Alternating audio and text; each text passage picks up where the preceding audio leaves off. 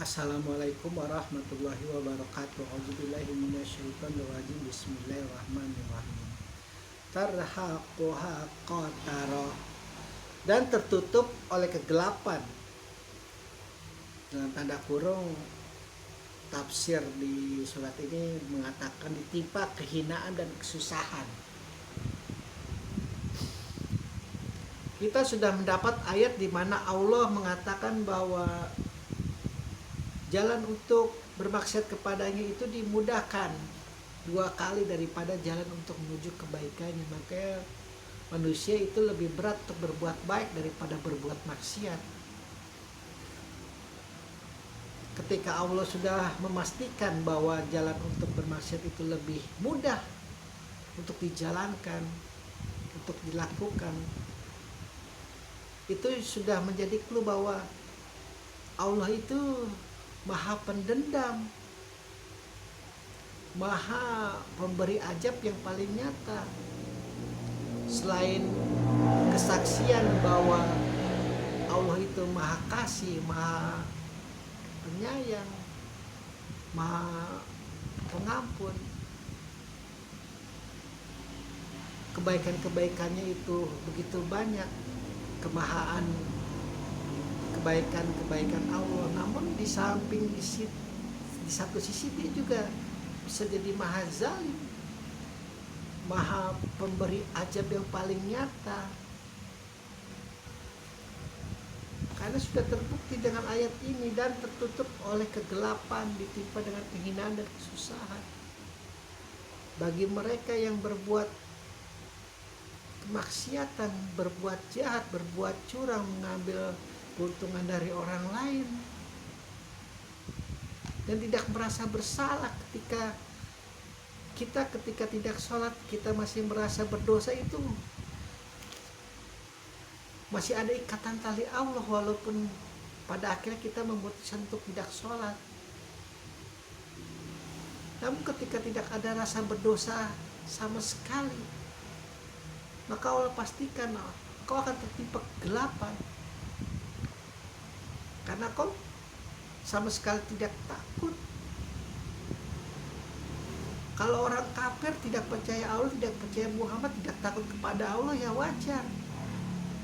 Mungkin mereka lebih takut kepada Tuhan yang ada di kitab mereka, di hadapan mereka. Ini engkau mengaku Islam dari sejak lahir, engkau mengaku Muslim dari sejak lahir, tapi engkau mengambil duit rakyat, engkau tidak ada takut-takutnya sama sekali.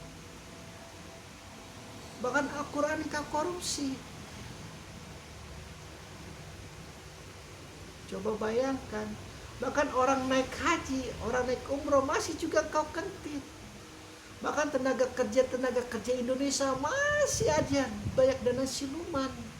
Luar biasa, jahanam ternyata engkau, padahal kau mengaku pengikut Muhammad. Muhammad memberantas mafia luar biasa itu di masa Abu Sufyan dan kawan-kawan. Engkau mengaku Muhammad tapi kelakuanmu itu pengikut Abu Sufyan. Bagaimana ini?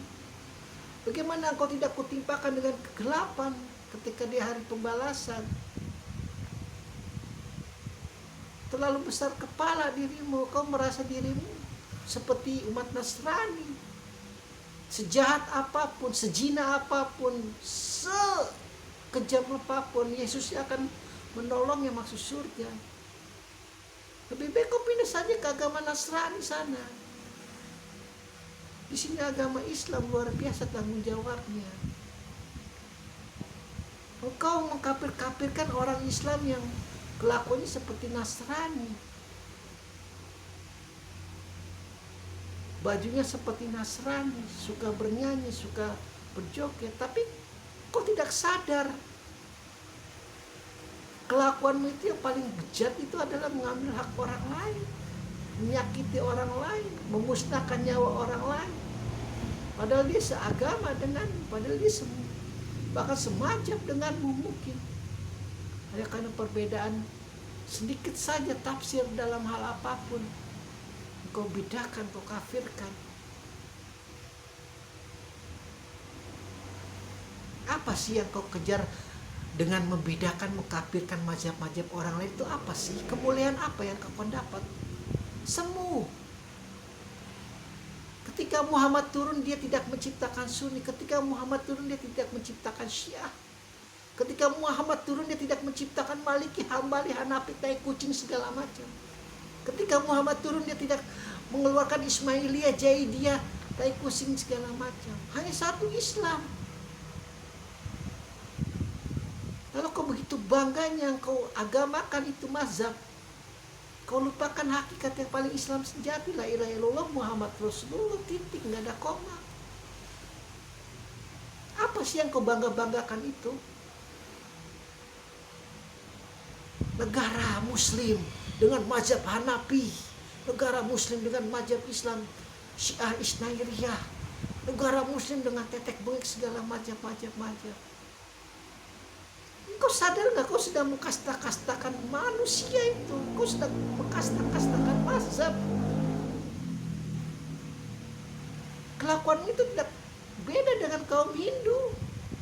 Kaum Brahma itu paling tinggi derajatnya. Lalu kemudian kaum Ksatria, lalu kemudian kaum Waisya, lalu kemudian kaum Sudra. Kau kan seperti itu jadi kelakuannya. Mazhabmu yang tertinggi. Mazhab orang lain harus diakui juga, tapi harus yang menghormati mazhab yang diakui oleh negara.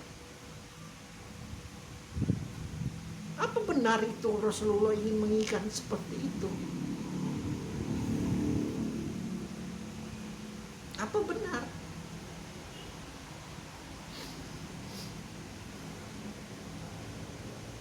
Satu hal yang pasti, Rasulullah diturunkan untuk bumi hanguskan berhala-berhala yang disembah oleh Abu Sufyan dan kawan-kawan. Dunia mapi yang sudah sangat menggerus Hajar Aswad, di mana la ilaha illallahnya sudah tergerus dengan 360 berhala. Memurnikan lagi ajaran Ibrahim, memurnikan lagi la ilaha illallah. Bukan ingin mendirikan negara Islam luar biasa, lalu memperbudak negara-negara yang bukan Islam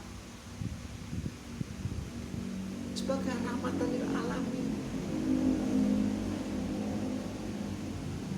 Engkau harus akui setiap negara berbeda pahamnya, tradisinya, menyatu, membangun. Di Indonesia ini sebelum ada Islam, umat Hindu udah paling banyak. Datang lagi Buddha, berkembang biak lagi. Datang lagi Islam, berkembang biak lagi. Tidak ada hak kau untuk mengislamkan Indonesia, itu tidak ada hak. Kalau main hak-hakan itu, engkau kan membilang Palestina itu sudah kau tempati dulu sebelum umat Yahudi datang. Ratusan tahun umat Palestina itu ada di sana.